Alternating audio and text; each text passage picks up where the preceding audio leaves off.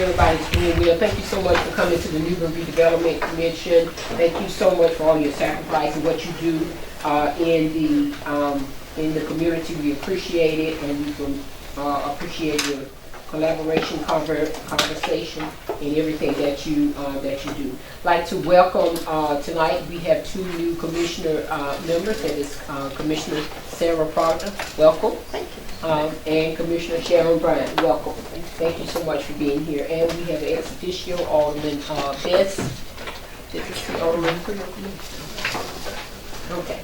Thank you so much. We're going to continue on with the agenda.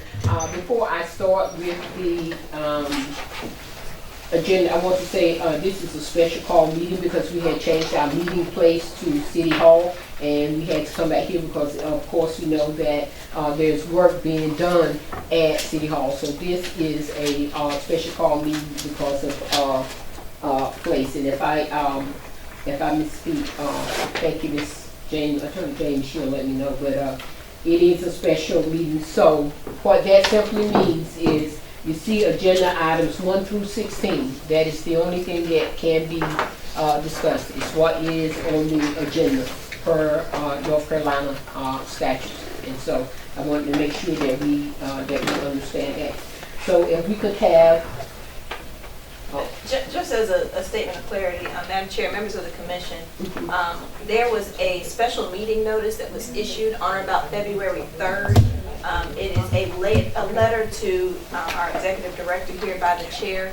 That document is the meeting notice for this special meeting, and listed on that document are 15 items from the approval of the agenda down to adjournment. That, because those items are what was issued on the special notice, those are the items that you can consider this evening. So if there have been other agendas that have been circulated because of the open meeting law requirements for special meetings, tonight you are constrained to those items that are listed on that February 3rd, 2023 meeting notice. Correct. Thank you, Attorney James. Thank you so much. So what change does it make on this one we have in front of us? Which one? Item number 8. Is there a copy of that I can get? Please. Okay. All right. Let us go ahead and approve the agenda, and then Ms. Bowman will do what it is that she needs to do. If you just get enough for everybody, that will just print out copy five, and then that way if anybody else comes in. Okay. Item number 1 is a motion to approve the agenda that is before us, and after that we will have roll call. Make a motion to approve the agenda that was circulated on February 3rd, consisting of 13 agenda items. Can we get a second? Second. Thank you. Questions, discussion, all in favor, aye? Aye. Nays? Ayes have it. Thank you. Could we have a roll call, Vice Chair? Sure. Commissioner Proctor, Present. Commissioner Walker, Here. Commissioner Bryant, Here. Commissioner Morgan, Commissioner Strickland, Here. Commissioner Parham, Here. Commissioner Wallace, Chair Lee, Here.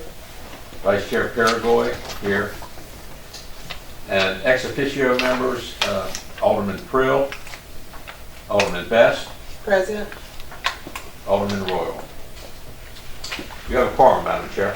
Thank you so much. Okay. Moving on to agenda item 2. You should have it in your packet. It is guiding principles that was approved at the very beginning. Would be approved before we approve the redevelopment plan. Things that will guide us in our discussions and guide us in making decisions to make sure that we're following our mission. So that should be in your packet. So if we could start with Commissioner Strickland tonight. Past, present, future, equal time. Respect others' opinion. Listen to build consensus. Thank you. share accurate information, public perception. Stay focused, be action oriented. Lee. Thank you, thank you. Thank you so much, okay. I'm glad we had them in our packet, because I don't know many people that could see them from here. I'm just saying. Thank you so much. Agenda item number 3 is to receive public comment. Let us be reminded that public comment is limited to 4 minutes. Do we have any public comment tonight? He does. Go ahead. Who's going? Madam Chair. Okay, that's first. I'd just like to introduce myself. I'm Jordan Kearney. I'm with East Carolina University, and I'm part of the planning department. I'm here on behalf of an assignment, and I'm just here to get to know what this commission does and their purpose and their goals for New Bern, my hometown. All right, thank you. Thank you. Other public comment? Yes, ma'am, 4 minutes, please. Where do I speak? Right here.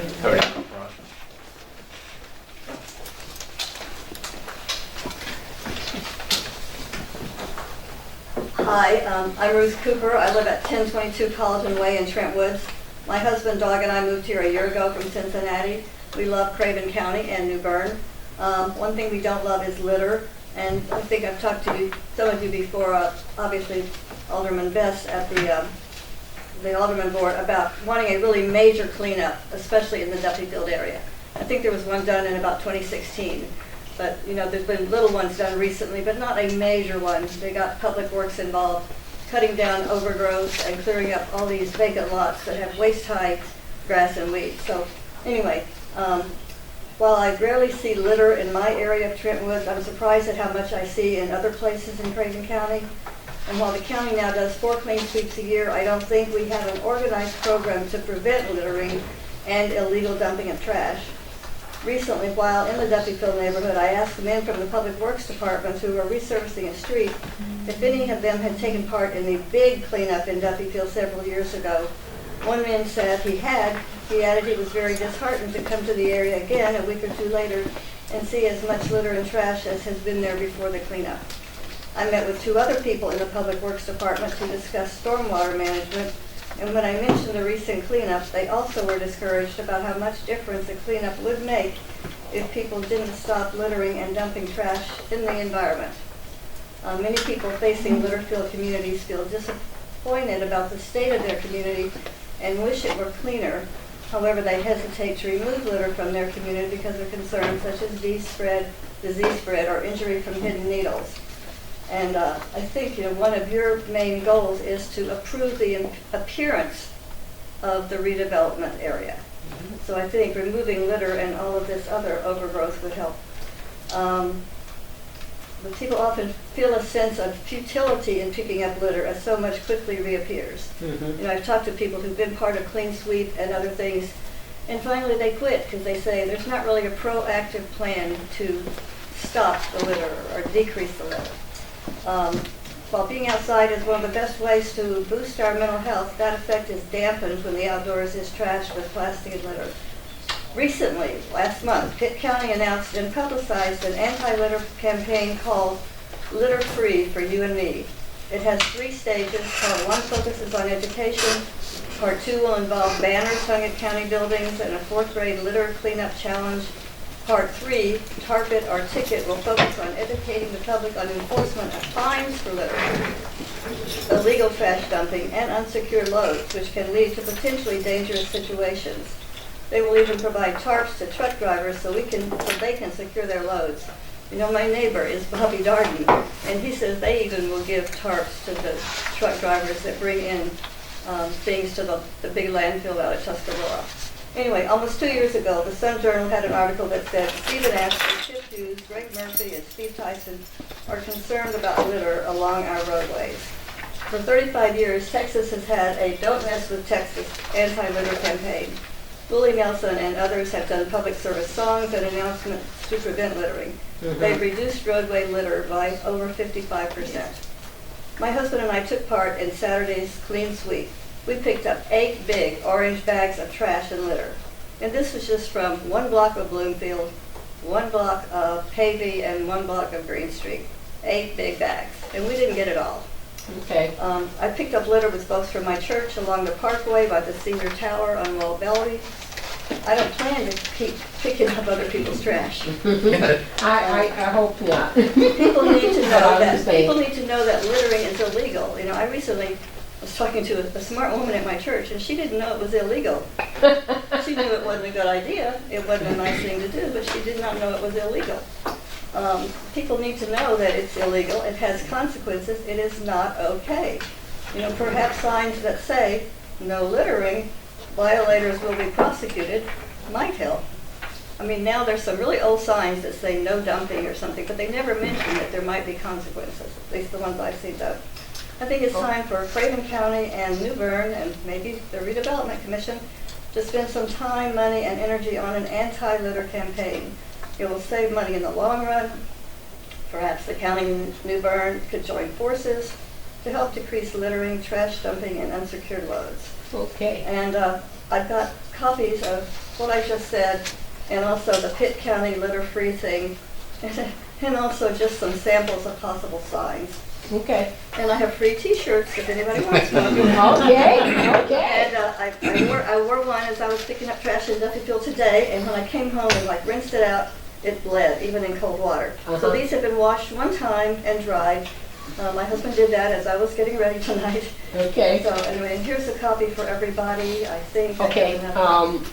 Just leave it there with Mr. Okay. Steve, and then yeah. So Thank you. anyway. All right. Thank you, Ms. Anything you Cooper. can Thank do. you so much. Thank you. We appreciate it. Yes. Well, I appreciate you. Yeah, we appreciate it.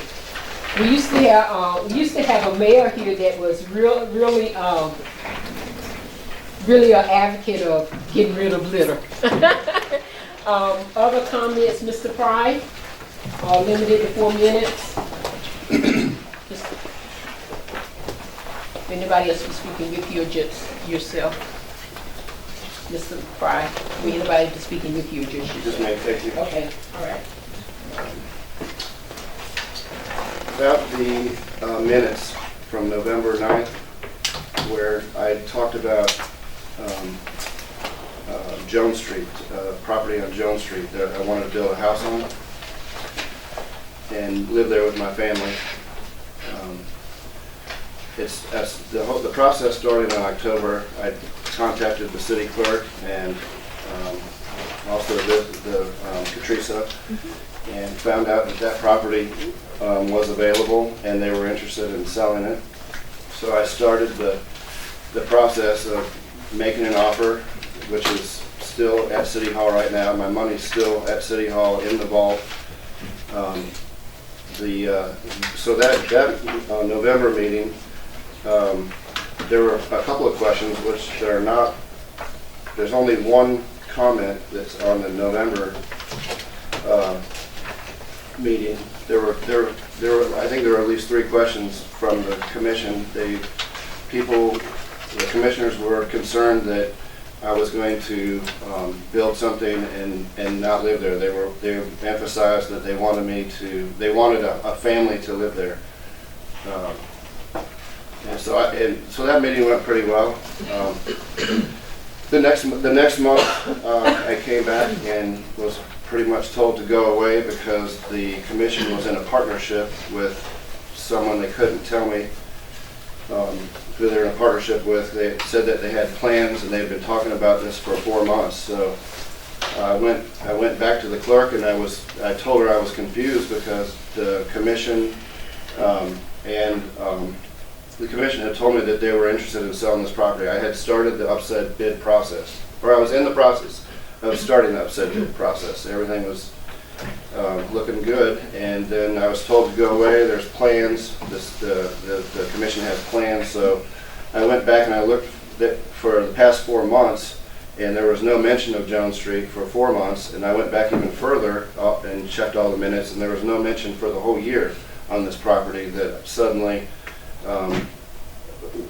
there was a partnership with the commission, and then so I went away and went to the Alderman meeting where the commission presented plans for that piece of property. They want to build 4 houses over there, tiny houses, and they want to rent them out. So I'm guessing that's why it's not on this list that is one of these numbers on here. The surplus properties, it's not on there, but that's where the plans are. So I'm kind of questioning, like, why is my offer not on the agenda for tonight, let's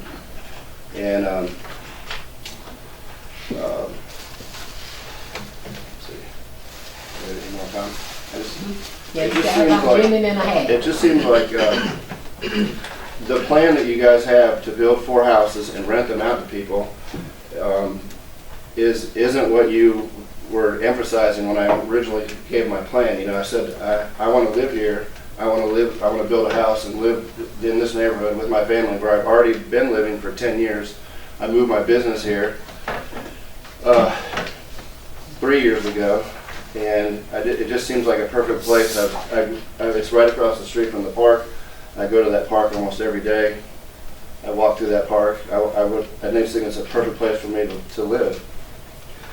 And if you guys are going to build 4 houses there and rent them out, it just seems like it's not the right direction to rent stuff out. It wasn't what you wanted. You seem like you wanted me to do. It's 2 parcels. You're going to divide them into 4 parcels, which I don't think, even if I wanted to, I couldn't do it till January. There's some rule you have to wait till January to change 2 parcels into 4 parcels. You also say you want to get the thing done by the end of summer, when there's you don't have any.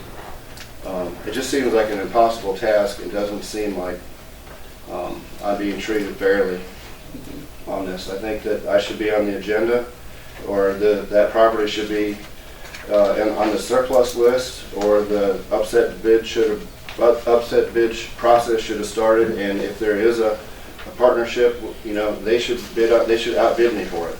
Okay. Thank you, Mr. Frey. Thank you, Mr. Frey. Again, you will be on the March agenda.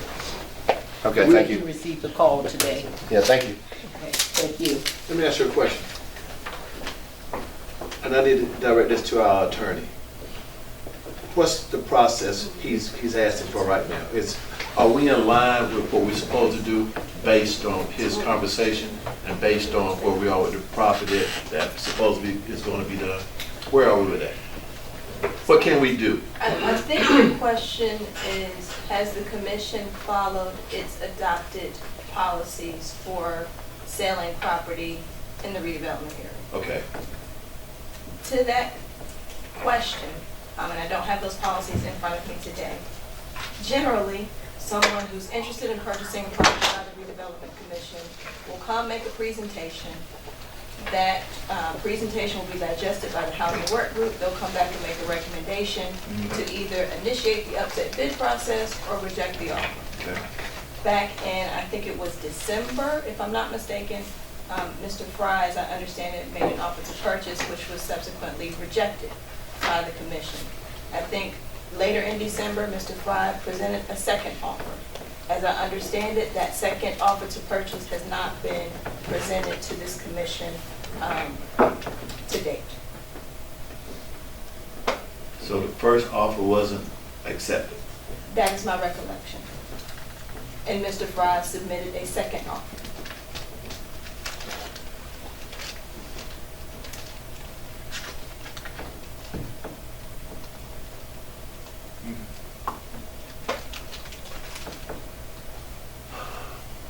Any, is there any commissioners? And I missed a meeting. So the other offer that was put on there, we accepted that offer. This board accepted that offer. Which offer are you referring The to? offer that, to put the 3 or 4 houses on the property. Did we No. accept that offer? We haven't. No, sir. Okay. Commissioner Parham, there are some, I appreciate Mr. Frey coming and bringing that to us. Yeah. And there was some out of order items mentioned in that presentation. So it sounds a little more negative than it truly is. The possibility of the 3 houses is that negative? No, I'm just saying, oh. there was a lot of things, it sounded like, well, and there is no other person that has made that a bid for that property. That's all I'm gonna say. Yeah, none of that matter. But he will be on, and he will be on the Julius, agenda. Help me out, please. well, we were, according to the amended agenda, we were supposed to deal with Mr. Frey. Okay. Second offer. It has, following our protocol, it has been submitted to the housing work group. We have reviewed it, Okay. and we were prepared to make a recommendation to the commission tonight. Okay. But according to statute, we cannot, that Okay. item was Okay. removed because Okay. of the special meeting concept. Okay, all right. But That's we're fine. following the protocols. That's fine. Yes, to a Okay, T. okay, thank you. Thank you. Okay, thank you. Do we have any further public comment?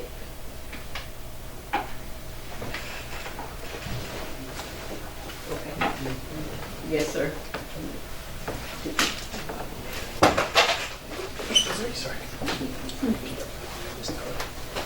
Sir, when you get to the podium, if you will give us your name. Sure. And remember the name of these 4 minutes.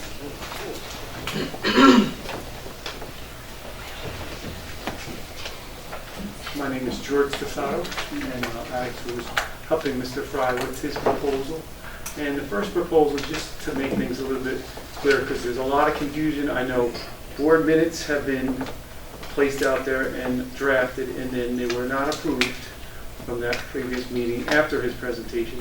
So I guess the minutes that were put together by the board was not in line for agreement because they were going to amend it. Still, we haven't seen those amended minutes, and they haven't been approved. So there was a lot of confusion after his presentation, and after his presentation, when we came back, it seems to me that the word partnership was thrown out there numerous times during his presentation. When he came back for his answer to his bid process, which we followed by protocol, and like Mr. Frey had mentioned, that partnership was never revealed. As we noted, as we moved forward during certain meetings, there was another meeting at City Hall that was held regarding these properties, and it was mentioned that there was going to be an alderman who was going to take money from certain funds to be placed in for the RDC's project that was put up for a PowerPoint presentation that wasn't approved, that said that they didn't still have funding. There was a PowerPoint presentation. There was a lot of questions asked at the time. There still was confusion at that meeting as when that was going to take place, if it was going to be funded, where the funding was coming. So there was a lot of basic open questions at that meeting still. So if you're saying you had 4 months prior to last October, this is a long time for a project for 4 houses to be built. I wouldn't be in the industry if I was a builder waiting from October to now when his presentation was brought forward and said that the reason we're rejecting it, we're going to do a project right away in January. Here we're at this date, February. Plans have not been finalized, as far as I know, that has brought forth to any commission saying these have been finalized. We saw a PowerPoint presentation, didn't have financing. So the way this project seems like it's still in fruition, and his offer was a bid offer through the process because the property was available to do that. We did our research ahead of time, and so the reasoning for the rejection is really kind of suspect at this point, because you had an offer, you had legitimate, there was no concerns about his presentation whatsoever. There was any negative comments. Only one negative comment that I remember said, like, when are we going to start? And that was too long of a start date, which would have been January. Now we waited all this time. He could have started the project. Your guys are looking for funding, answers to questions, answer to minutes, answer to other aldermen's questions about the project and where it's going. So at this rate, I don't see your project floating until, who knows when it's going to be. Because again, a lot of aldermen bring up that we want to see some results, we want to see some building. I don't see that board ever getting to that position, and here he had a legitimate board. He could have started the project by now. So that's the discrepancy, and I don't think he received enough answers of why all of a sudden that there was speculation or talk, but nothing documented in minute meetings, saying that you did have discussions 4 months prior to that, because we wouldn't even have our presentation, we wouldn't have made a presentation for that land if it wasn't available. So we followed everything by procedure. The land was available. You made a second bid, so it's still available. It hasn't been taken off whatever list, you got a surplus list or another list, and it hasn't addressed properly why he hasn't received, a legitimate answer from the board, basically, because if your project is not underway yet, how can you reject the citizen's attempt through the regular legal process of a bid process, which you publish, and you want to have people come here and build homes? So it just doesn't seem right for anybody else who's going to bid on any projects through your board if they want to build a house. And I've heard tiny homes, I've heard tiny homes for veterans, and I've heard now it was going to be, there's 2 lots. All of a sudden you're converting and spending more money to convert the 2 lots into 3 or put 4 buildings on 4 lots. There's plenty of land that you guys have under redevelopment in the city owns that you're putting an awful lot of money and process into this one project that you're building, trying to build 4 houses. And I don't know if it's really truly going to veterans, but it seems like there's more talk and not any official documentation or official meeting minutes that you have agreed on for this project. So it's a lot of effort. And here he could establish it if he put things through the process like he did and he followed. You would have bids, you would have end closures, and those closures would have ended up him starting a project and building a house. And you want other people, I'm sure, to start building houses instead of being in a rental business. So that's up to the board, but yeah, I think he needs a little bit more explanation, and the public needs more explanation on that. Okay. Thank you. Thank you so much. Any more public comment? We have any other public comment? All right, thank you so much. All right, we're moving on to approval of the minutes from the December 14th, November 9th, and January 11th, 2022. And what I would ask if we could possibly do that, Attorney Jamie, I don't think it makes a difference, but you can let me know if we will vote on each one of them separately. You can vote on them separately. You can only vote on all of them together if the vote is unanimous. Okay. I'd like to make a motion that we deal with the minutes separately. It doesn't necessarily require a vote. Okay, well, I think we need to deal with the minutes separately. Okay. December 14th, 2022. Well, let's start with November 9th. November 9th. Okay. Okay. Okay, and this is a question for you, Jamie. I have here the November minutes that are correct. They have been corrected from there, and they're signed by the chairman and the recording secretary. So why are we back looking at the November 9th minutes? That's, I don't play a role in assigning that, so that might be a question better for the executive director. So we had November the 9th minutes. I think during that meeting that there was a correction from the word Atlas to ADOI. Atlas Engineering. Atlas. Mm-hmm. And So that is in the set minutes. right. So what happened? There were complaints that went to leadership, meaning the city manager and the mayor, saying that our minutes were incorrect. My instructions were to go back, review the minutes, and look at all of the grammatical corrections. And so if you remember at the January meeting, there were unfortunately 3 sets of November meeting minutes. The incorrect ones, the ones corrected with the markups, and also the ones that are before you today. So that was a directive that came to me from the leadership. Okay. And so you made them and submitted them to us today? Yes. Correct, thank you. You understand you got bosses too, so I make a motion that we approve the November 9th, 2022 minutes. Let's move on, man.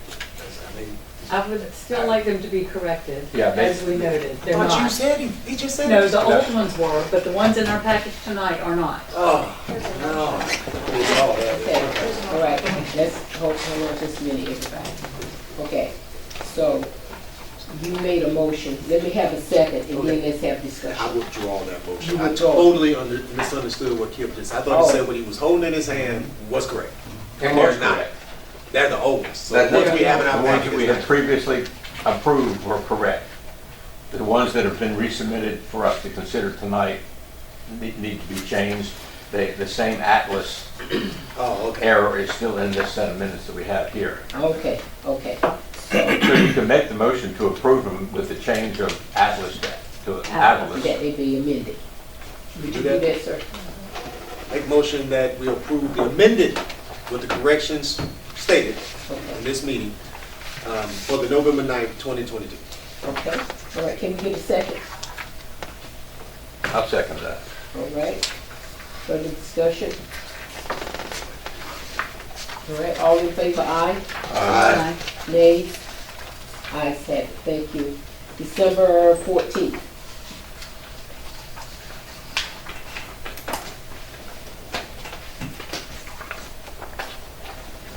Make a motion to accept the minutes for December 14, 2022.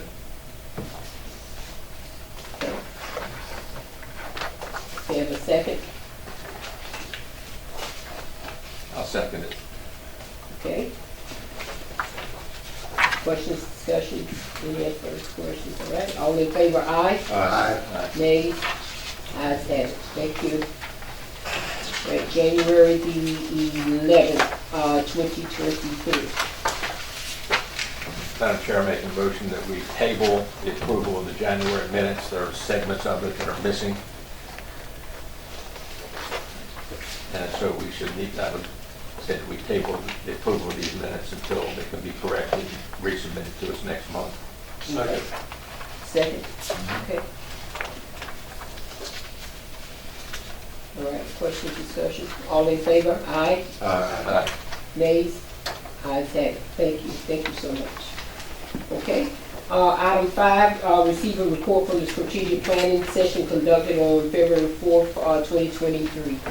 As you will know, we did not have that strategic planning meeting for the reason that, if you recall back in, it might have been our January meeting or the Alderman meeting, there were things that came to light regarding what the commission can do, what it can't do. And so the attorneys and have been working on chart, memo, and all those things to address some questions before we really go into a strategic planning session, so we really can do our priorities the way they need to be done based on that information.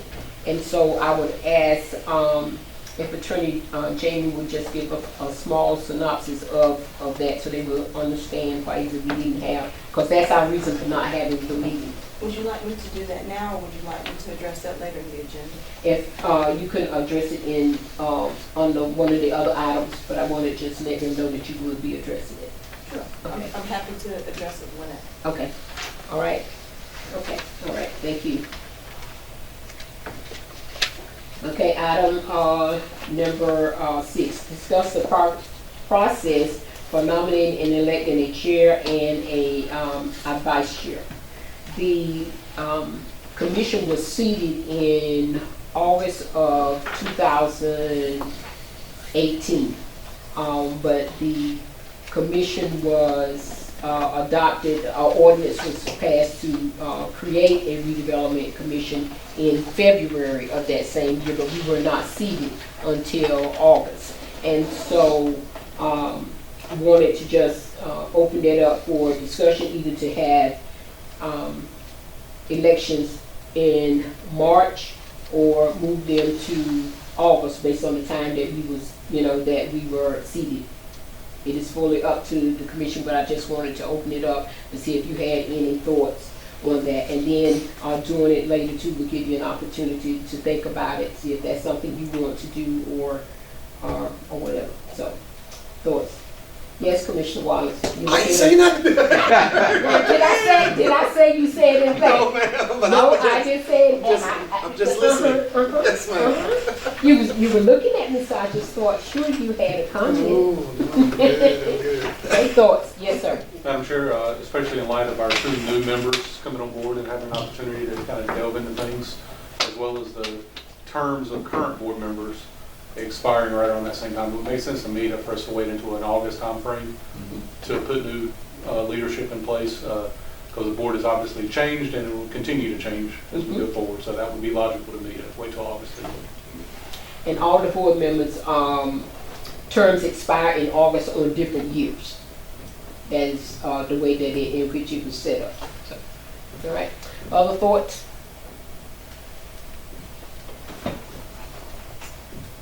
Okay. Can I make a motion?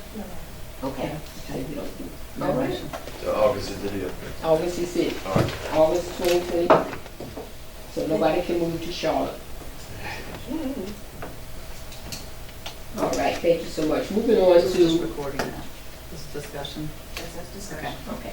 Item 7, consider adopting the surplus list. The Housing Working Group has met and come up with the surplus list that we were asked to come up with and that we've been needing for a long time. So Vice Chair Kip Perigord will introduce that to us this evening. Well, we have presented a list of all the properties that are owned in the redevelopment area by the various entities, either the city by itself, city, county, jointly, or just by the redevelopment commission. The ones that are blocked out in red are the list that we created of redevelopment properties that are not for sale. Okay? The dark ones. The dark ones that you can't read. And that is the problem with this particular list, is you can't read it. The list was originally created and reviewed by the Housing Work Group. It was a pretty simple list sent to the city. And in the original submitted, we sent maps of where all the properties are located that we declared to be not for sale, so that they could see, everybody could see where they are. And this list, like I say, it's accurate, I guess, but I was unable to read it to confirm it against our list.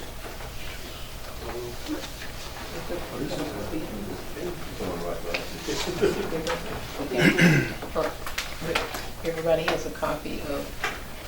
No, you got the next one? Madam Chair? It didn't come out. Okay, I can make some copies. Okay. So there were, yes, please. I'm gonna turn it over to Miss Alice. Turn it over to me. Oh, to make a copy? So here, well, Alice to make the copy, but essentially what happened, there was, this list right here was provided. And this was a list that you came up with, and it's 25 properties on here that the redevelopment commission has already determined that they need these properties. So there was a list that Ms. Alice sat down with and came up with this list of all the properties that are in the redevelopment commission boundaries. Mm-hmm. Right? Yes. So I didn't want to send this out because you can come and look at it, or if you request a copy, you can have a copy of this as well. So the next list that you have in your package is the list of all those properties. Since we were asking for the properties that were surplus, that's used loosely, but it's saying that the properties that we have in the redevelopment boundaries are not for sale because we're going to do something with them. So if you compare that list that you have in your package with the one that Alice is going to make, those have been omitted. You can't see those very well because they're not available. So that list that you have in your package that's marked out, they match the list that Alice is going to make, the list that was reviewed because of those properties that are already scheduled to, you know, have some type of construction or some type of work on those properties. Yeah, I created a list, I guess I'm sorry, I wasn't sure what you wanted me to do. Mhm. So I was asked to provide a list of all of the properties that were either city, county, or redevelopment commission, or and I sent it out, and then I guess Kip in the housing selected properties, my understanding, which is this list, that you didn't want to sell, so we removed them, or he colored them red so you couldn't read them, kind of thing. So, and then the ones that you can read, I guess, if you have good eyes, are the ones that are still available. That's my understanding anyway. So I'll make copies of those. Okay, all right, yeah, that way everybody. And then on top of that, there was also, Alice made a map, and I could get you a copy of the map as well, with all the properties that are in the redevelopment boundaries. Because we didn't want to say redevelopment owned, because some of them are redevelopment owned, some are city county, and some are city. So this one actually has a color code that tells you all that. I was trying to make it simpler so that you can understand, and if someone from the outside is questioning, because I already have 3 requests, I get them all the time, what properties do you guys have for sale? So I was trying to make it, you know, that information as easy as possible. I am, Yes, sir. Yes, sir. I'm a visual learner, so and I hope these are computer generated. I hope it won't be too much work. But for personal privilege, can I get the red highlighted on the map only, so I can see what I'm looking at? Please. Yeah, Alice can do that. Thank you. She's good. She can. Because I have the map of the other ones, so I can just. Okay. This gentleman right here want to say something. If we could just make a quick comment. I'm sorry we gotta be like that, but we moved because of this kind of, so we got to keep Robert's rules of order in order. Commissioner Byrd, did you say something? Yeah. Oh, okay. All right. Commissioner? Commissioner Proctor? Okay. Commissioner Barham? No. Well, Madam Attorney, since we are so strict with what we can meet on and discuss, if we are provided with a list now that varies from the list that was attached to our agenda, can we even consider that list, or will we, I mean, it's a technicality, but don't we? That's a very good question, Commissioner Strickland. Your notice says consider adopting surplus property list. You can determine in this meeting what that list will be. I think the list that was circulated and the various lists that have been discussed this evening are all recommendations for you all, and you can do with those items what you deem appropriate. Thank you. Yes, Commissioner. So you all have compared, because I mean, I've not done any comparing, so I don't know any of this. I've not looked at a map, I've not done any parcel work. So someone has gone through and determined that these are all vacant lots that we would want to, so everything in like white and not everything not in red we would want to sell. Is that the intent? Right. And the reason why I added that extra column is because that's the question that I'm getting from the community. So if I just give them a list, they turn around and say, is there a house on there? Is it vacant? You know, what's the size of it? So I'm trying to share as much information as possible. And yes, it has been compared to the list that was provided of the properties that we do not want to sell. Perfect. Okay, great. And that list came from the Housing Working Group that's responsible for. All right, I'm gonna wait just a minute for Alice to get back. And if anybody has a recommendation for a different format, I welcome that recommendation. I have done several different formats. And so if you guys have any recommendations for a better format, that works for me. That's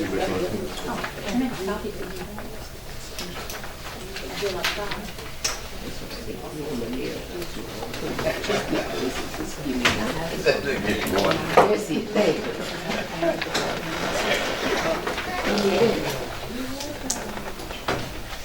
you. Everybody has a copy? Everybody has a copy? We need one more. I don't have a copy. Okay. Tricia, this is the list that Marvin produced. The clear list has all the same information on it, but it's not color coded. Yes. And this is a whole lot easier to read. Right, so should I delete the red ones? I mean, that's what you have in your hand is the same list that's color coded in red. Where I marked out the 25 that you have listed, is the red ones that you can't read or the ones that you have that you do not want to sell. Right. So that was so big, I was trying to, you know, concise it. He's trying to say anything. Well, just my thoughts. While I appreciate having a comprehensive list for our purposes and evaluation, if the goal is to produce a surplus list, then it would seem logical to me that the surplus list is a surplus list of the properties that are for sale and does not include others in any way, shape, or form. Then we can point and say, these are the properties that are for sale. And my list that I asked for is the properties that are not for sale. Nice visual, perfect. So if you have two, the ones that are for sale and one that are not, and Yep. everybody has them. Yep. That would solve the problem. Okay, all right, we can do Simple as that. We can do that. Okay, all right. All right, do we need to vote on that this evening? Or it does not require a vote? Staff to do the job. If you're inclined to adopt a list tonight, that requires a vote. If you are directing staff to revise the documents before you, then that does not require a vote. Revise. Wait, and I had sent out a list, and I remember, Vice Chair responding, I had a list. It was easier to read, but it didn't have any extra. It just had an address. Yes. So I said, here are the addresses for the ones that we're not going to sell, and here are the addresses for the ones that we are. So Vice Chair said, you know, they don't need to know the ones that we aren't going to sell, so take those off. Right. So I could send that one back out. It just doesn't have any other information. So that could be for us as, you know, the redevelopment commission. I just feel that for individuals that are requesting those additional information, want more information. Yeah. Well, we can put that on the other list. My personal guidance would be to take the list that you've got right now, Control X the ones that you have read and drop them into another tab. Leave the remainder that are on the surplus list and circulate those two lists clearly labeled as to what is what, and then everybody can digest what. Take the colors off of them so they end up with a list like this. Yeah, well, you won't necessarily need the colors if you do too. Yeah. Commissioner Parker? Sorry, I thought I understood that this was the ones, the housing, that you all said should be read on here, but like I see 1006 Sampson Street is in red, but I don't see it on this, and then I see 203 and 207 Jones Street on this, and I don't see them on this, so like they don't seem to match up. So that, I wouldn't be inclined to adopt this until we kind of figured that. Okay. So they don't seem to match exactly. All right. Well, that's why we're here, that process. Okay, all right. And what is that on the Mac? Just strictly Control X, is that Function X on the Mac? He's trying to get it so he's trying to get it so he can work it out. Okay, all right. So we're not voting on that tonight. We're going to clean it up. Staff is going to work that. I'll get that back to us, and it will be on the March agenda. Is that good? We good? Good. Okay. All right. Thank you. Okay, consider adopting a resolution approving the sale of property located at 837 Cedar Street. It's gonna be 827. It's 827. 827. 337. The resolution says 827. It's 827, right, yeah. Yeah, it was, anyway, it's 827. It's 827. Yeah, okay. I make a motion to adopt a resolution for the property to be sold at 827 Cedar Street. Hold on one second. I think we're going to need to look to Madam Attorney to make sure she is agreeable. 827 Cedar Street. Yeah, it's actually 827 on the resolution. Yeah, Okay. it's correct on the resolution, It's just correct not on the resolution, right, it's correct on the resolution, I saw that. Is it on the list? Is there an 837? Is there an 837? It was already. There are 837 paved. Is there an That's another 837 agenda Cedar? item we're going to deal with is 837 Pavey Street. No, but is there an 837 Cedar? Because No. then it's probably just a Scrivener No, it's there not. if there's Yeah. not. There is not. Yeah, you used to know. It's just a Scrivener. It's my understanding that 837 Cedar Street does not exist. Right. 827 Pavey Avenue does exist.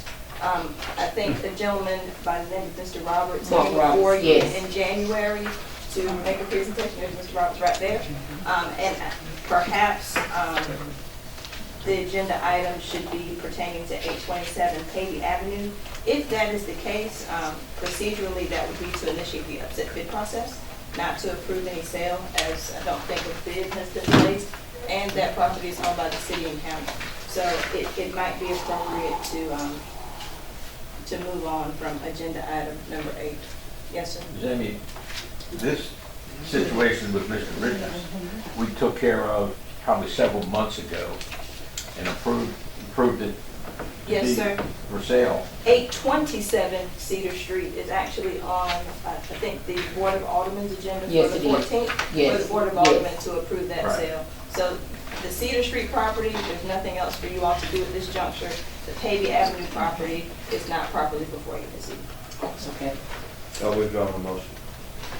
You don't need a, do not need a motion. That's the, for the March agenda. Now, I think Mr. Parham Oh. made a motion, he has withdrawn it. I withdraw the motion because she said that's not, Yes. we don't need action on that tonight, That's- correct? That's correct, yes. Okay, thank you. Okay.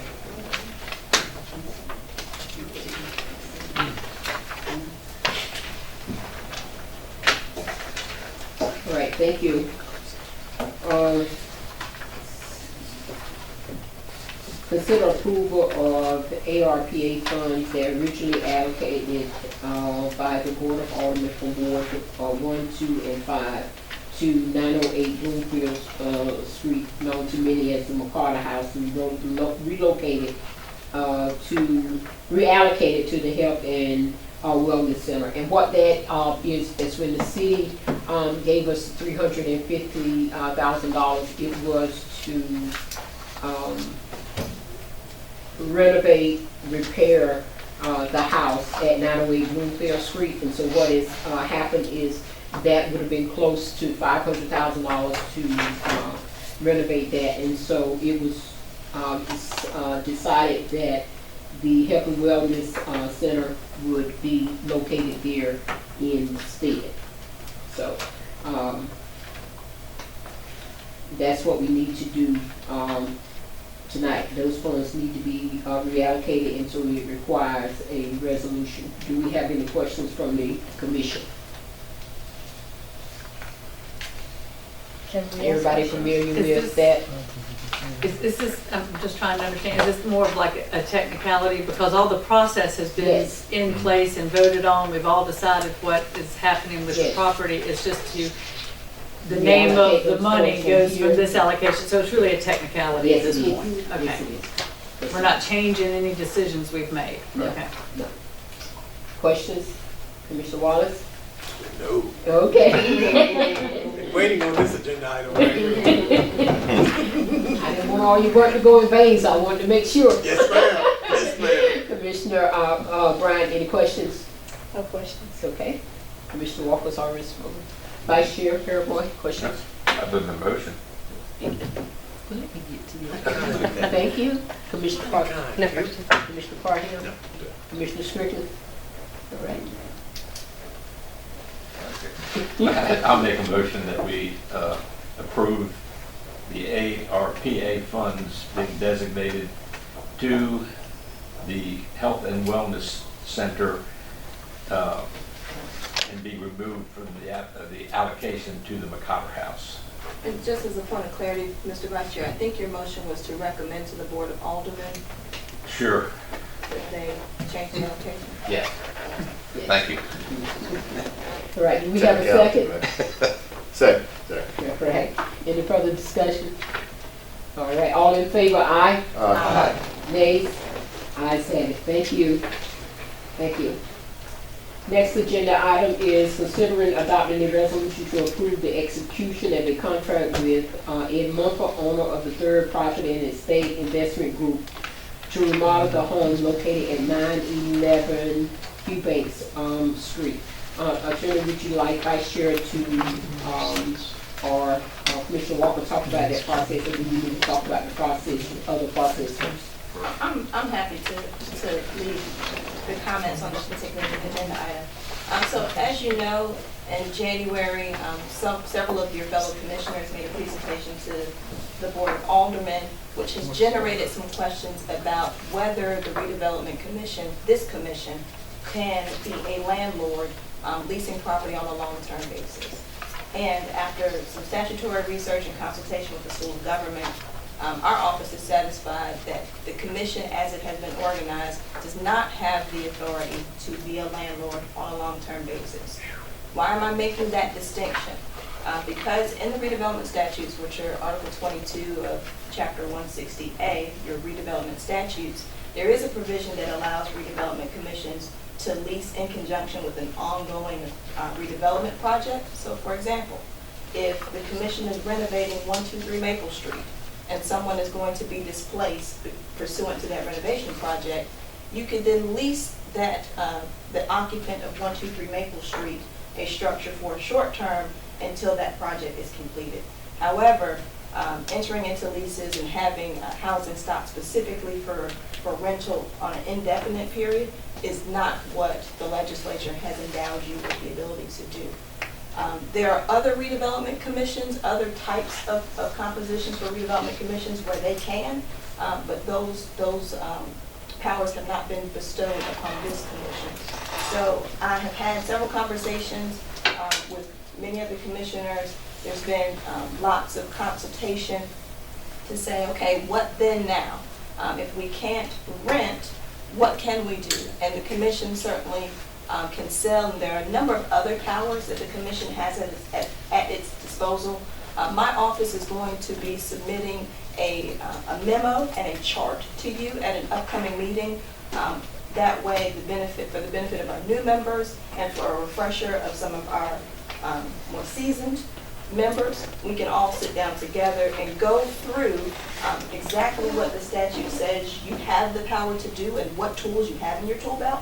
And then perhaps we can use that conversation to then reimagine some of the directions that you're headed in to accomplish the goals and objectives that are set out in your plan. So that information is forthcoming.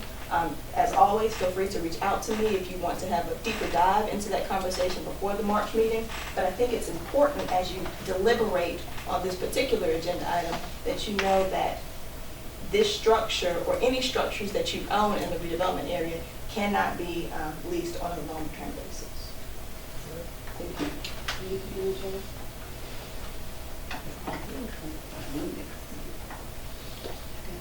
Any questions?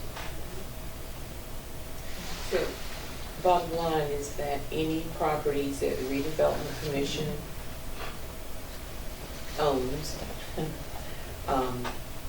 would have to be sold.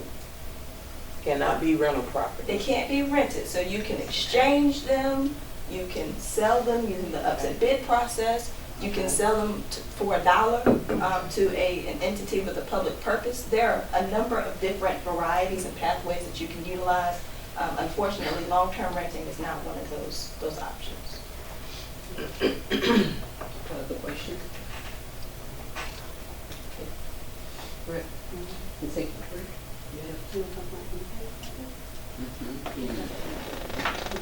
So I just have some information I would like to share as we go into discussion.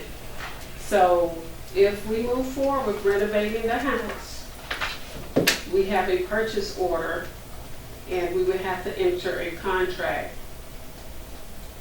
We would be able to proceed with that rehab project. So we have those two choices.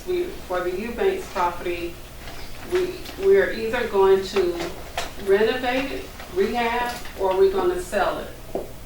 If we sell it, the funds that we are using to renovate the property is community development block grant funds. So if we sell the house to someone who is not low to moderate income, we have to pay back that $45,550. It's $46,330.50 is what we have already put into the house. If we decide that we are not going to renovate and we are not sure of the sale price or how that is, as long as we could sit on it for a little while, but once it's sold, if it's not sold again to a low to moderate income family, those funds have to be paid back. And I talked to the city manager regarding that, and this, there are further discussions going on about that. So we just need to, and the whole point is we need to make a decision tonight. It's been on our agenda for a long time. We need to move this.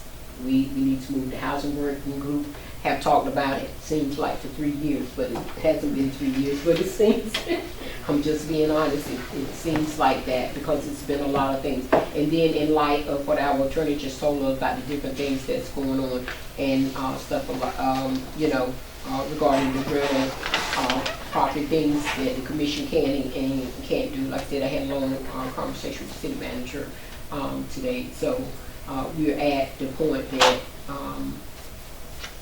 we're at, even if, that means paying back money. But I will open it to the vice chair and Commissioner Walker, who have worked on this project, and give you the thoughts on the recommendation from the redevelopment commission.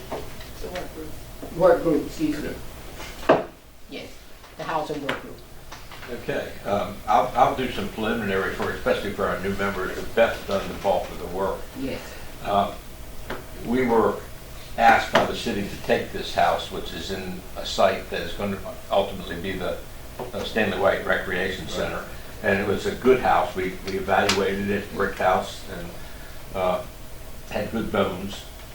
And so we entered into a contract to have the house moved over to an existing piece of property that was owned by the Redevelopment Commission that's out of the floodplain, and went through the process of getting it moved and evaluating the house. Beth did a set of specifications for the rehab project, and it was all predicated on us renting the house through Section 8 vouchers. And that was a plan that was going on for 2 years, and everybody knew it. And that's where we were heading with that project. And then we have run into this little stumbling block about not being able to rent this particular piece of property. And that has caused some consternation and some thinking, and we have some other issues with Mr. Munford. As you recall, we bid the rehab project 3 different times following block grant processes and got no bidders. So we had to go find a contractor who's certified to do block grant work and negotiate a deal with him to do it. And the contract, rehab contract, came in at $186,000 through Beth's negotiating efforts with him. And the CBG money was like $177,000, so we were going to have to kick in another 8 to make this all come to fruition and have a nice 3-bedroom house for a family to rent. The background is, if you read the demographics in the Redevelopment Commission plan, is that the biggest problem in the redevelopment area is rental housing. 80% of the population in Duffyfield in the redevelopment area are renters. And that is, and most of them, and a large portion of the rental property has led to that area being called blighted. It's because of the condition of the rental housing. And so we have always had a focus, and from the very original concept and work we did within the Redevelopment Commission, Commissioner Strickland did a 20-year pro forma of how the Redevelopment Commission became sustainable without a continuous infusion of money from the city or somewhere else. And that was all based on rental property. So we had a lot of plans in place to be in that, to improve the rental infrastructure within the Redevelopment Commission. And we had been working towards that. And then we find out that, as Jamie has stated, that we cannot rent property. So it is, we kind of had to sit down and scratch our head and figure out, okay, where do we go from here? And this is why we didn't have the strategic planning meeting, because our focus has always been kind of down this path, and now we've been told we need to take a left turn and rethink this whole process. So that's where we are. But Beth, go ahead and weigh in on Mr. Munford and the situation. Well, you did a great job of giving the history for it, and I think what, as the housing work group, we realized is that we can't use it as rental property, so probably the best way forward is to sell the property, and I don't know what that looks like, but I will say that we're very, you know, we've worked a lot. I've worked a lot with Mr. Munford. He's given us his best effort. And because of that, and because the time frame that it's taken so long for this to get in front of this board, his bond for his payment bond that he had to have as part of his bid is come due for him. So I would like to put out there that we should, if we are not going to hire him to renovate this house, then we should at least pay his payment bond, because that's money he will lose. I don't know if I covered everything you wanted me to. Well, we're going to come back to the question at hand, because that's really what we need to be discussing, because as long as it's in the realm of discussing adopting the execution of a contract, we can go with it, but we need to stay within that. But I want to ask the commission if they have any questions regarding that, and they understood why we're at the point that we're at. So what's the payment of the bond? How much will we owe them to pay the? It's just over $6,000. Okay. It was part of his bid, obviously, Right. but if he, and it was good for 60 days, and this has gone on for, that was in October. So we should have told him then we were not going to do it. I think would be fair if we're not going to do it. But if we rehab it, that'll be encumbered in the big check that's written for the rehabilitation. That's right. It's part of his. What's the estimated value of the home once the rehabilitation is complete? What do you project? I'm just guesstimating, Kip. All your expertise. Let's see that. I would. You have to look. There is not a great deal of comparable sales to really in the redevelopment area to really make an informed decision, but I would guess it would probably be $100,000, maybe. So that's a loss of $86,000 for us. Mm-hmm. At the very, very end. Yes. But is it really because the grant? I mean, I know I guess we could use the grant for something else, but is it a loss because of the grant? No, well, the city can, if we vote to sell the property, the city can reallocate the grant fund somewhere else. Is what I was told. So it has really nothing to do with that. It's more of the opinion. Let me put it like that. Is that that's too much to put into a property in the area. In that area. And Madam Chair, I'd just like to add just a few more comments to perhaps Yes, thank you. illuminate some things. The redevelopment plan that was adopted, that was approved by this commission and adopted by the Board of Alderman, I think it's goal number 2 sets out what the housing objectives were. And I'm looking here at objective 2.4 in your plan, and there's some policy language underneath where the commission says it wants to partner with local public housing agencies and others to create rental and ownership programs. I can think of a couple of different ways that you can accomplish that with this house. One would be to sell the property, upset bid process, highest bidder gets it. Another tool that you have in your tool belt is if you wanted to sell this property either as is or after the renovation to a entity that has a public purpose related to housing, you could certainly do that. And that entity may be able to rent the property to a low to moderate income family. So tonight, I think it's important for you to have that in the back of your mind as you think about it, because you can say, you know what, we want to sell it now and put it on the surplus property list. That's one option. 2, you can say we want to complete the renovation and see what happens then. 3, you can say we want to make this property available for sale, and you can give staff direction to determine if there are any public entities with a purpose towards low to moderate rental properties that can assist you in carrying out that mission if you are so inclined. Question. Yes, sir. Would Habitat be one of those agencies that we could seek help with in remodeling the house and letting them sell the house? That would be a staff question. I don't have that answer. Okay. I mean, but that's a possibility when you read the agencies that we could seek to help us. There may be any number of entities, you know, in New Bern, Craven County, Eastern North Carolina, that might be able to lease the property in accordance with the desires that you had previously.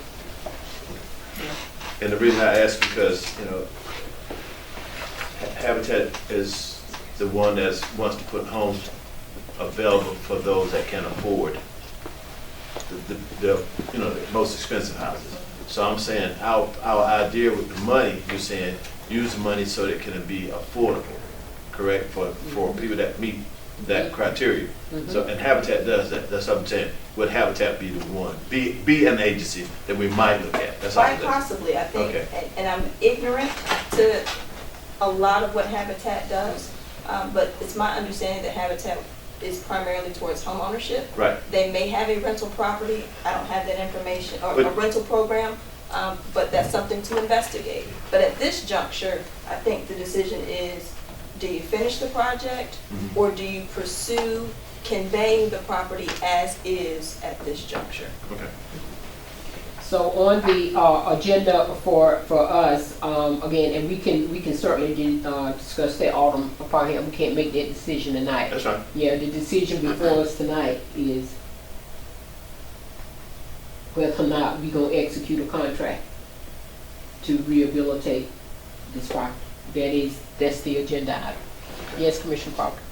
I just want to explore the whole loss concept again, because I feel like we're thinking of it in terms of if we sell our house and we lose 86 grand, we're super upset about it. But our mission is to redevelop an area that is not going to bring it's inevitable that you're going to put more money in than you're going to get out.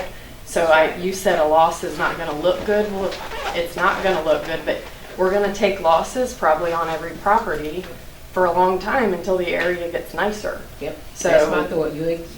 I say sign the contract and fix the house. What happened to the timetable? Wasn't we up against a deadline or something that we had to spend certain money or we had to send it back? What happened to that? Nobody's talking about it. That's one of the many pieces of information that's changed as we've gone Yeah. forward. Really? Yeah. That's why we pushed this forward so hard, because it had an expiration date. That's why we pushed so many things. Yeah. We talked about this last meeting, didn't we? Yes. Me and Robbie said the same thing you just said. It got tabled last meeting, the meeting before that. Right. Yeah. Well, like I said, in the meantime, the city manager has talked with the consultants and the CDBG coordinator here, and there's, like I said, you know, they can do the things that they need to do, asking for extensions and different things like that, but regardless, it's still been on our agenda a while. And so, we need to ask all the questions that we can ask, and then we need to put this to a vote. There is the option to table it again, but I would not suggest that we do that. It's been tabled enough. I mean, enough is, enough. We need to make a decision. People's lives depend on it. It was brought to our attention in a meeting, in fact, by the city attorney, that the redevelopment commission is set up to be a cost center, not a profit center. Right. And that everything that we ever do will be could probably be done at a loss. Yep. But then you say, well, where do we get money to continue to do things? And the answer there is that normally it comes from the municipality. But we are creators of things to lose money, basically, but to improve the quality of life and the environment that people live in. So you're not losing any money. You wait till my health and wellness report, but I just want you to remember that. Not what I was told. No, you wait till I. Wait, now don't you share all of that. Oh, you was at the table, you heard it. I know it, but you know. I have a question. Is it possible I could ask a question? Only if the commission wants to vote to entertain public comment on this. Mr. Holloway, as much as I would like to hear your comment, we've set a bit of a precedent by already. Initially, by not allowing Mr. Frey. Okay. All right. Okay, so again, any further questions? We had comments from Mr. Munford himself. Remember, he came and he said the same thing, because somebody else said that we were putting too much money in it, this, that, and the other, and he said the same thing that I did. Said that other people said, are you saying it's not worth it, or what are you saying? And he talked about how he grew up in the redevelopment boundaries. And it certainly is, what you putting the house over there to rehabilitate and different things and what it would do. And so that's what he said, the night that he was here. But, we've gone through it, we've had conversations, and unless there are any questions, we need to vote one way or another, or we need to table. You don't have what, yes, Alderman. So, Mr. Parabor, you're saying that it's going to take $186,000 to rehab that house, to renovate that house? That's his contract. What was his contract exactly? That's his, wasn't it? I think it is 186, I think it's in the agenda. Yes, 186. And Alderman, the reason, or how we got there, is we had to bid it out following all the CDBG guidelines, which is a very large packet, like 27 pages that the contractor has to fill out to be able to put in a bid. We started bidding the house, the construction process, advertised it, paid for it in July. Bid it 3 times and no one came. So Mr. Munford had come to our office to seek our architectural services for some projects he's doing in the area. And I said, if you're already working in the area, would you be interested in bidding on this project? And he did. And then when his bid was too high, we went back and negotiated down. But at the time, he couldn't go into the house because it was still, it was lifted, it was still hanging, hadn't been set on the foundation yet. So basically he bid it like building a brand new house, because really he's going to have to take out all the interior walls to put new insulation in. Most of the windows made it through the move. He's got to put a new roof on it, new flooring, new interior, all new plumbing, new casework. Really, the things he's not putting on the exterior walls. so the bottom line here is someone, I'll just say myself, I could buy that property, just hypothetically, I could buy that property and because I'm using my own personal funds, I could remodel that house for less than $186,000. But because of the CDG program and the rules and regulations, that's why this $186,000 come in there. I think it had a lot to do with it, I do, because, you know, this contractor, probably not familiar with all that is involved, so there's going to be some extra money put in there to, you know, protect himself. And I see it all the time, you know, in the industry. And usually there's a lot of competition and the lowest bid gets the job. And so anytime you have one contractor bidding, that contractor's probably making more money than the usual contractor because nobody else bid the project. But we are bound to, if we use the CDBG funds, to use it publicly and be transparent, and we have to. Madam Chair. Not to mention too is the cost of materials are much more than they were before the pandemic. And so that has a lot to do with it too. They probably 2 or 3 times more. So wouldn't it be just easier to put a for sale sign on the property? It's an option. I mean, No, and that's then what you we're- have, there may be some citizen in the community that may want that property. Yeah. It's And, an option. and that's an option, and if we do that, we take our little bit of loss, which, you know, we're obviously not worried about that.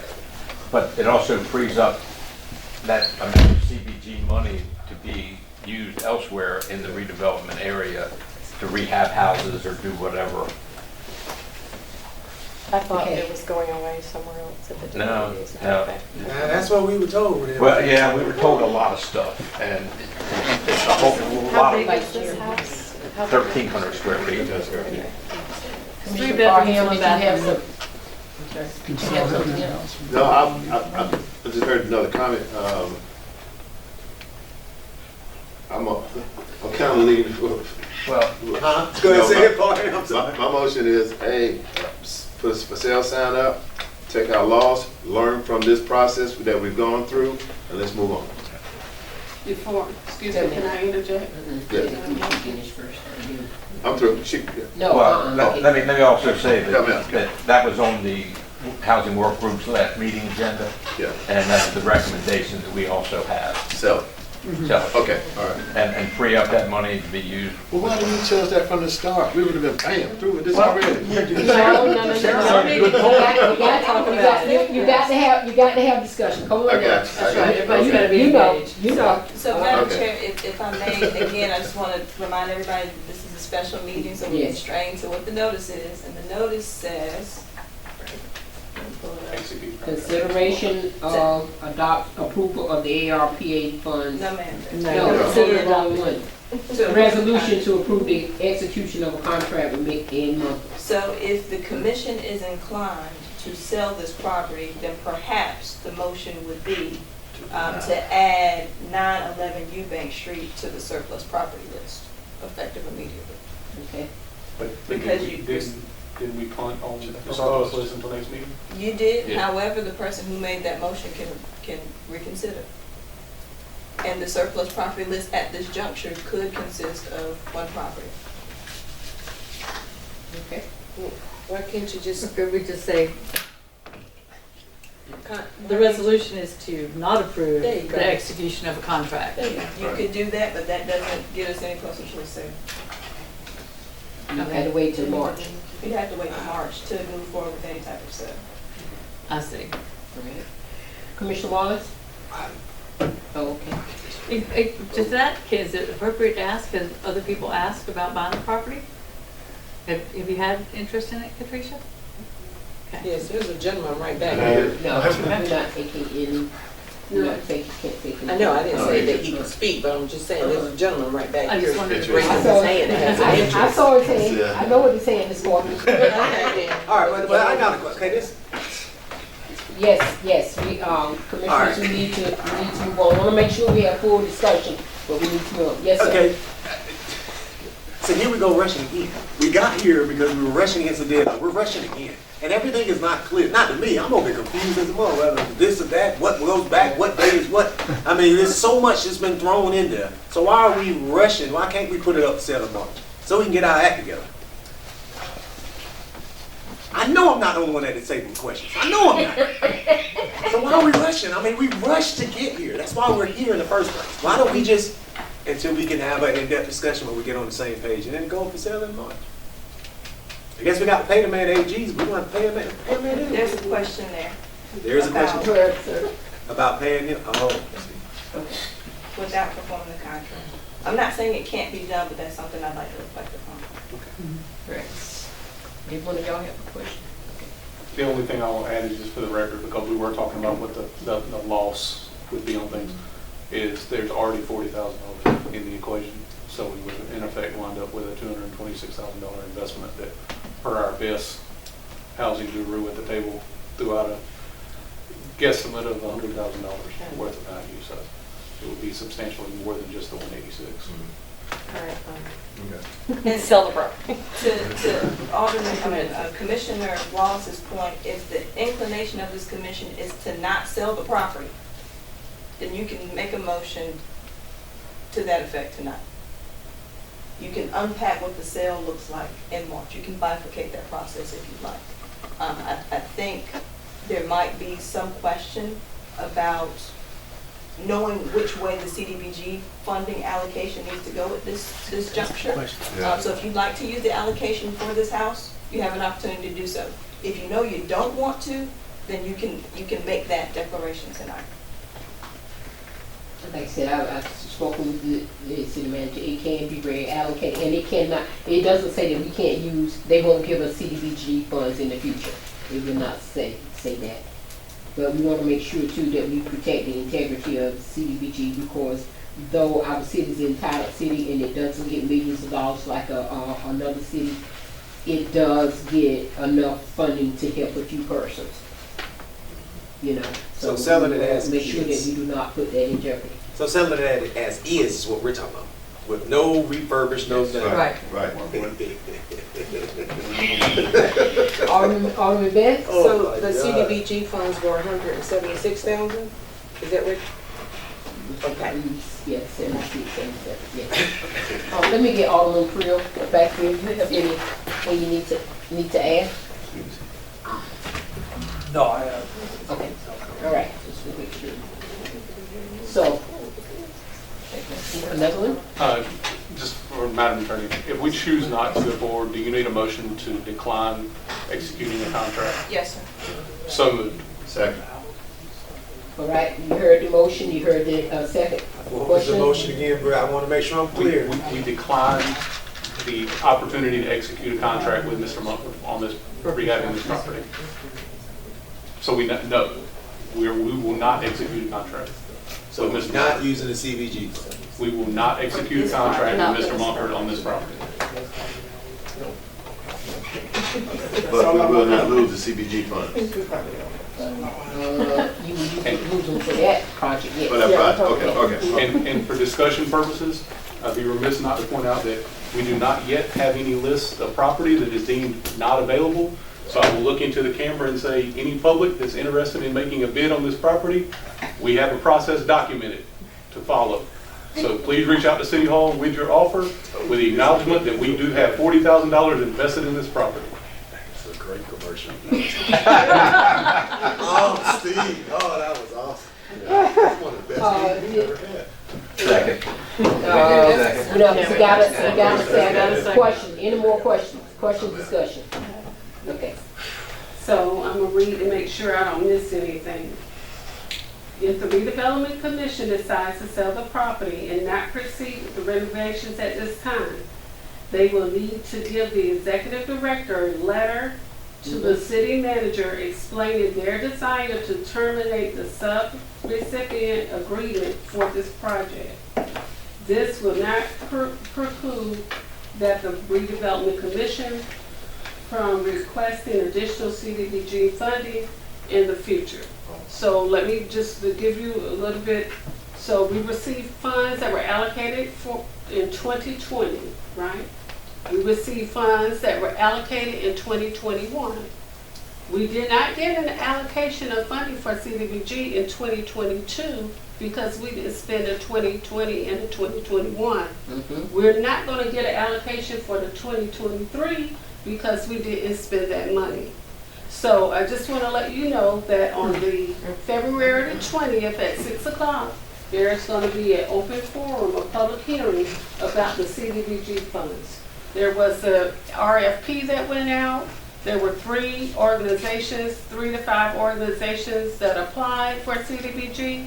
But if they don't come through, a lot of times what happens, the money can revert back to us. So I would need a directive from you guys to send first thing in the morning. Yeah. The city manager did speak to me about that, so just needed to wait for a decision. So we will get back to you or ask you to write it. We can figure that out. Okay, so we need a roll call vote. Okay. All right, any further discussion? Motion second, question discussion, okay? So, before you vote, man, God, man, I just gotta make sure, because I gotta hold my conscience on this when we come That's around to right, me. that's right, I understand. So it's the CBG funds, all right, because of how we got here. We debated this last meeting and the meeting before. Yes. And now that we are at a cost deficit expectation in regards to how we move forward, the options are to not renovate it, revert or deflect or divert CBG funds, the possibility of not getting any more because we spent what we were going to do. We had spent the current funds, the 2 years worth of funds. And it's to sell it as is and take some losses, okay? Or to rehab it as we thought the last meeting and then sell it at a loss. As Councilor Proctor said. But still, we got a family, low to mid income family with a good house on that property in that neighborhood. You see where I'm going with that? I mean, it's, and the CBG fund, so it ain't our money in our pocket that's a loss when we do it, but at least we take care of one family. Out of all this that we've been going through all these months with this house, heck, we already drug it across Stanley White and put it where it was at. So I would say let's let some good come from this process. And if at all possible, this was y'all position last time. I mean, Robert, you're going to spend that kind of money and put it in the house like that. Well, I understand now what y'all were talking about. I understand now what you were talking about. So I think we need to really think of those 2 options, y'all. I mean, because selling it as is, we just throwing our hands up. We don't know what's going to come with the property. You know what I'm saying? It's over there. We done invested $46,000 to get it over there. Oh, okay, yes I did. Yeah, I'm good. I'm good. Oh, I was rolling. Mr. Wallace, I will add, all that we are doing is not executing this contract. So we can still come back to that. All we're doing with our motion tonight is No. not executing this contract. And if we don't execute this contract, It's gone. it's gone. February 20th, she just said it. That's why I said, whoa, that backs up. Yeah. But let's not be, That's what I said. that doesn't mean you will not ever be eligible for more CDBG funds. No, But it but means this we don't particular get it, project try is what again I'm with the saying. 177, so why would we not do it? Yeah. Question? Yeah. Yes. So let me get an understanding. So at this point are you saying that out of that $176,000, you don't have the whole 176 to go towards this renovation because of the other costs that has come from that 176? That's already been spent. Yeah. So you have $176,000 that you can put on this house. Oh yeah. That's See what I'm saying? Go ahead and do it. It's free money. See, I'm thinking that And it goes away if we don't use it. And then we've done something good for the community and we throw a party when it's done. I'm sitting here thinking that out of that 176, you've already spent some money because of moving the house and the contract with this gentleman or whatever, but We you spent spent 40 for that. We drug it across the neighborhood. for $176,000, I think. Yeah, and then like y'all said, that's a family. It's used at It's too CDBG much, money. but everything in government always costs too much. So Yes, yes, it it does. does. So I I know it's mean, not working. They don't pay you enough. so what happens, so do we need Okay. to vote on his motion, because his motion's Yes. out there? Yeah, that's right, to ready to say. Okay, I'm not asking for discussion or questions. All right, yes. Yeah. All right, Can so, here's, you gonna restate the motion? Please. We're not going to restate the motion. We're not going to Just say it again so we know it is. who made the motion? So we can know. Steve, will you restate the motion? And we decline the opportunity to execute a contract with Mr. Munford for 911 Eubanks Street.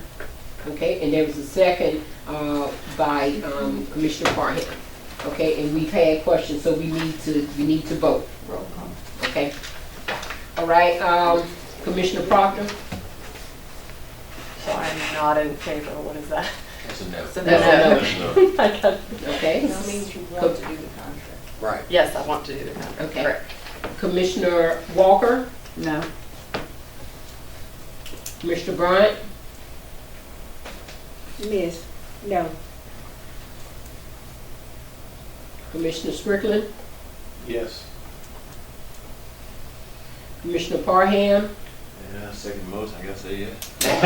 You do not I don't have have to. I'm gonna say no. I don't have to, thank you. Okay. Commissioner Wallace? No. Well, Vice Chair Paragoy? Yes.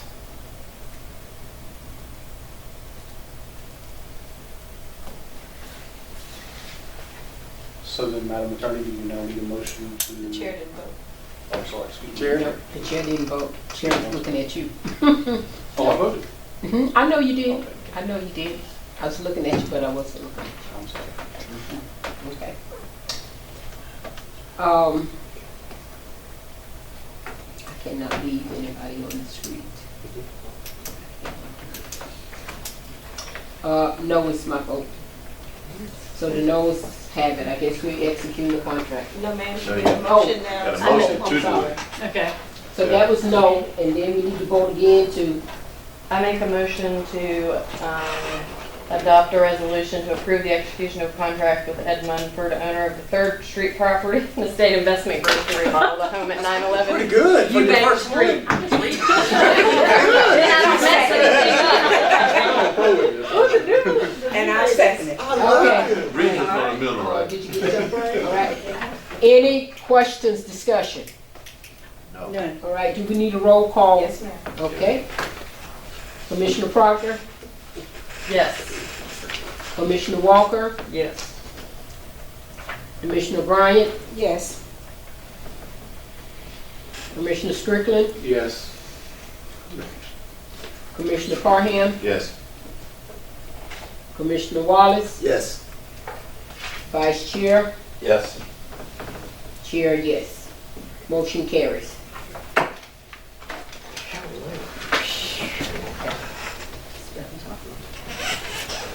Okay. Okay,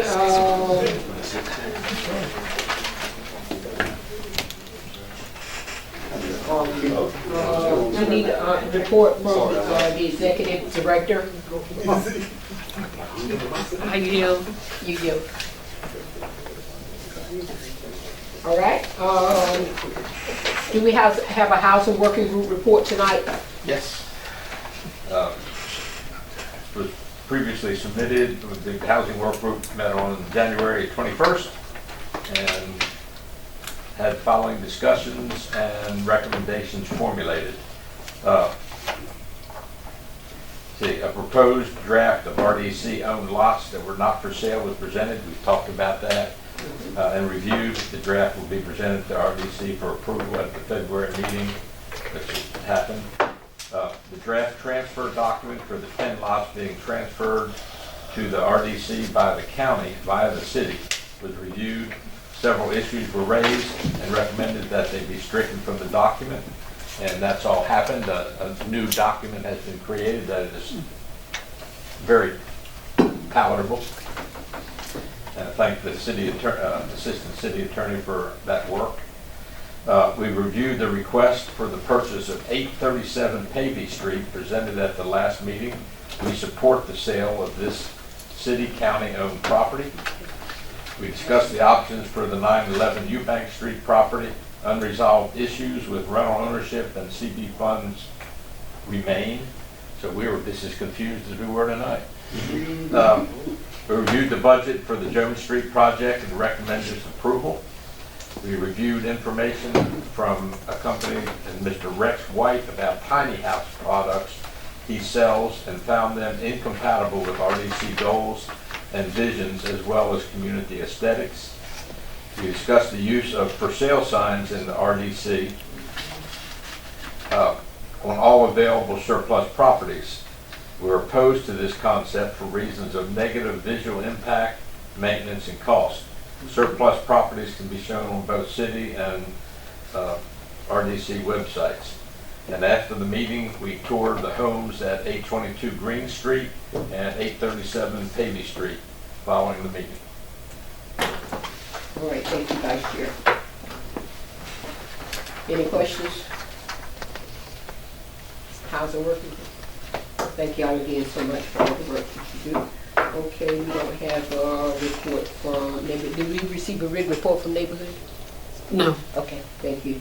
All right, I will await a report from Commissioner Wallace, Health and Wellness Working Group. All right, thank you, Madam Chair. On February 3rd, 2023, we conducted a meeting with the Carolina East Foundation. Jared Brinkley and his staff, the health department, Scott Harrelson actually made time to be there.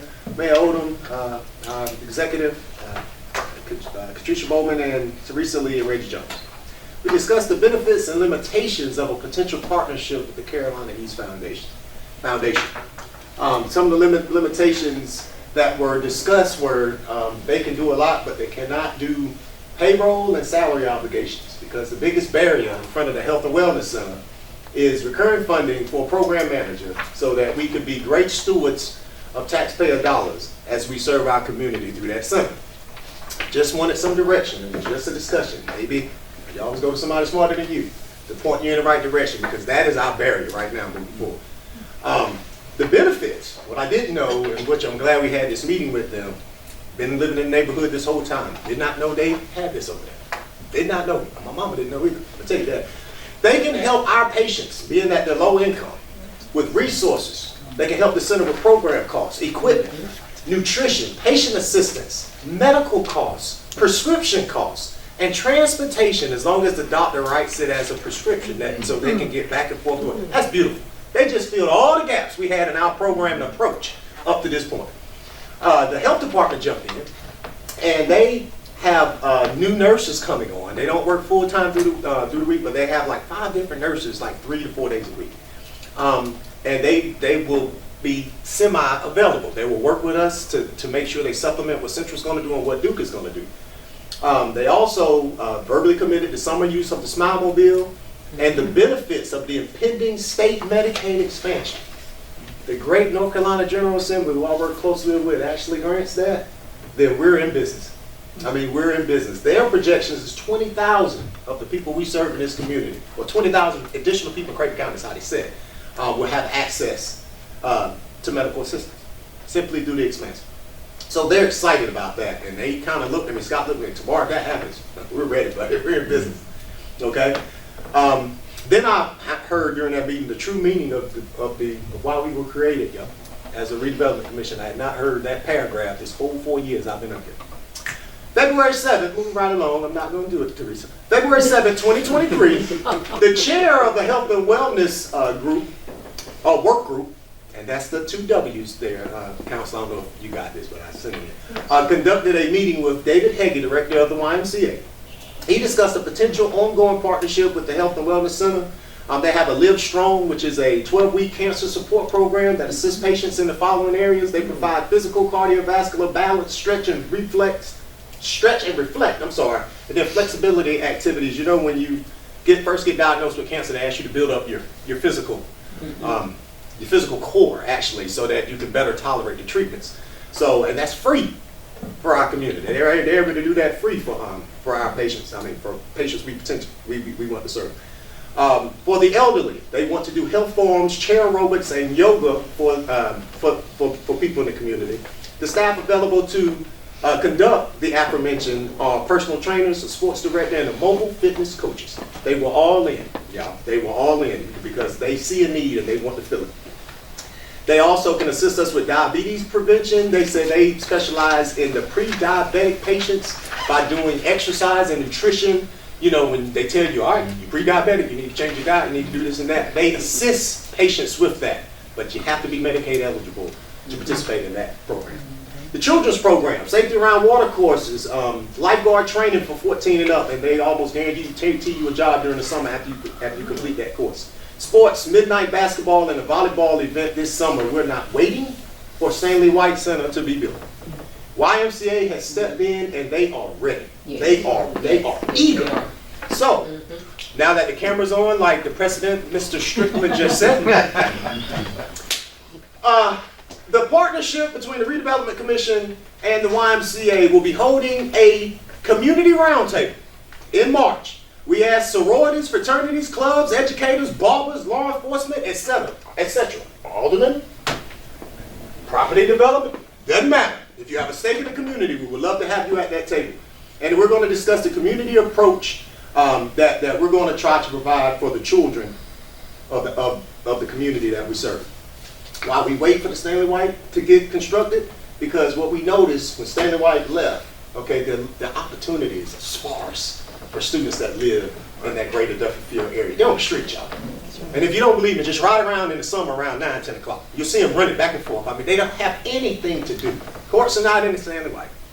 I mean, courts are not in Craven Terrace. They put them up here recently. Trent Court, they got flooded out. They didn't get rebuilt.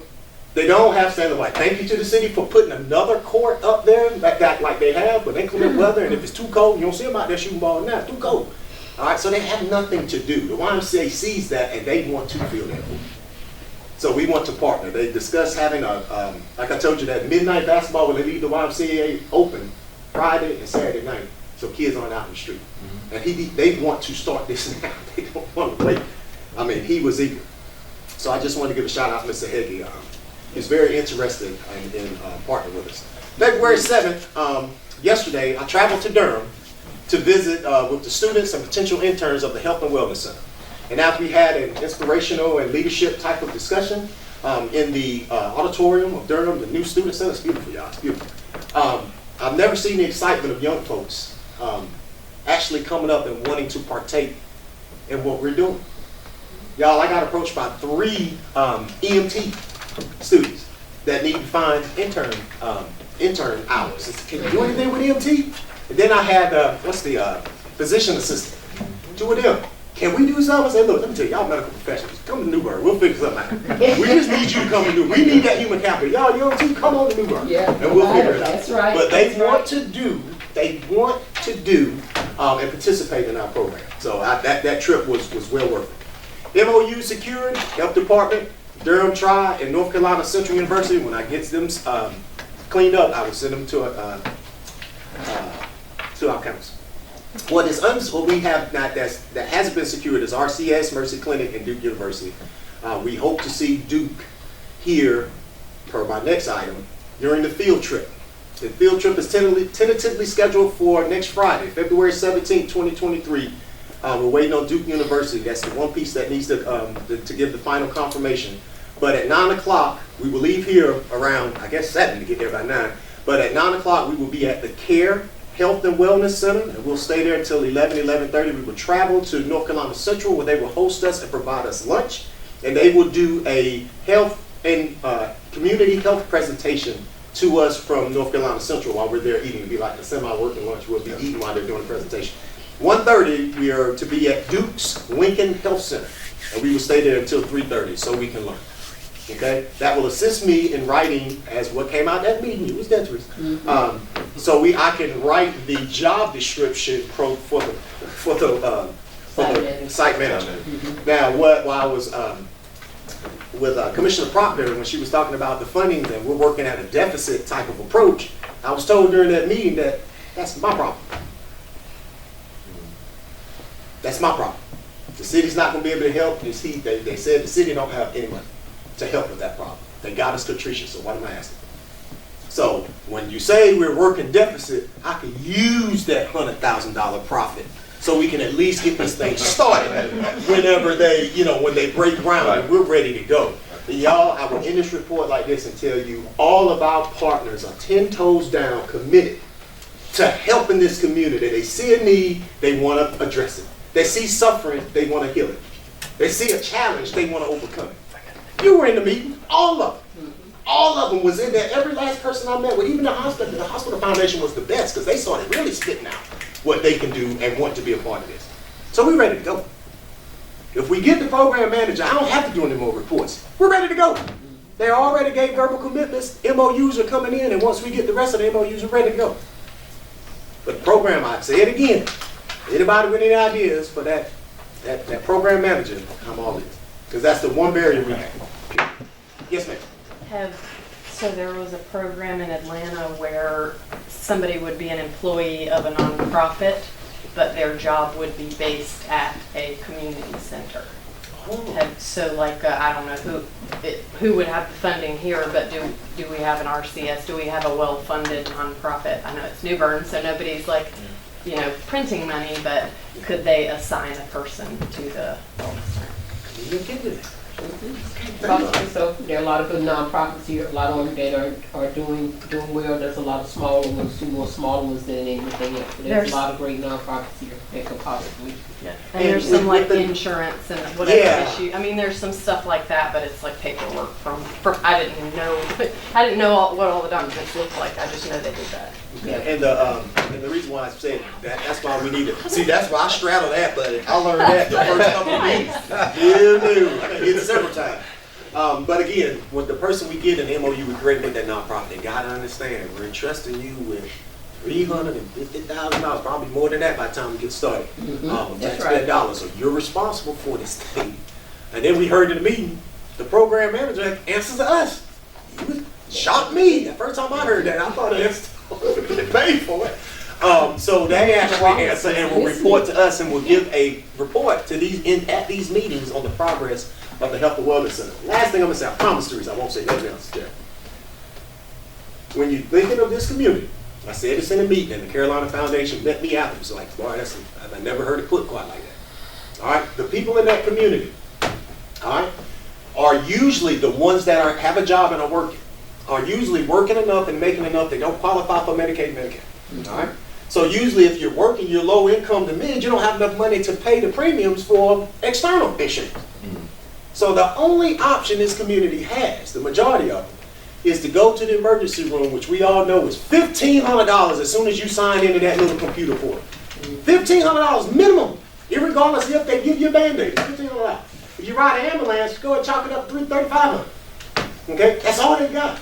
So, as I said before, they wait to see a medical professional before they dare go spend that kind of money. We all know with urgent care, if you don't have the money to pay up front, they're not going to see you. Then you got to stay up to 12 o'clock and then reserve one of them 15 slots the next day so you can go in. They don't take walk-ins anymore. All right. So the community that we're trying to do this for, okay, that hopefully we're successful for, will add that layer of triage right there in the community with nurses so they can direct them to the right place. All they got is that high-priced hospital, urgent care. That's it. 7-hour wait. Thank you. And you still got to pay $30. Or even if you come in the ambulance now, they put you in the waiting room. So that's $3,500 and you go to the ambulance. You see what I'm saying? So y'all just know my passion, and I'm getting a little excited. Please forgive me. But this work is near and dear to my heart and the committee heart. And you newcomers, I need a vice chair of the Health and Wellness. It's just me right now, I'm dying. So just throwing that out there. I see a gap right here in these two spots. So just saying, I'll take both of you. Come. So anyway, Good job. my man. Good job. You ain't no volunteer. Don't talk about good job. Good job.